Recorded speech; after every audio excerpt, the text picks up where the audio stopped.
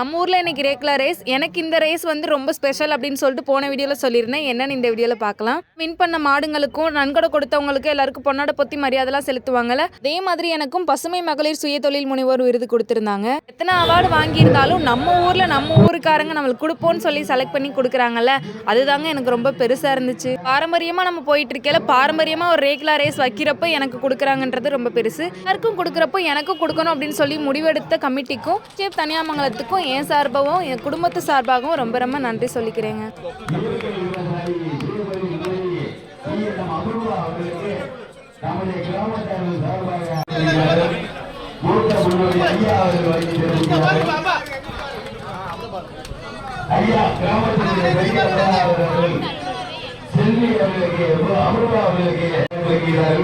மேலும் அவர்களுக்கு பொற்கையாக வழங்கி தெரிவிக்கிறார்கள். கன்னியாகுமரி பெரியப்படாதவர்களுக்கு மாவட்ட கிராம கமிட்டியினருக்கு நன்றி.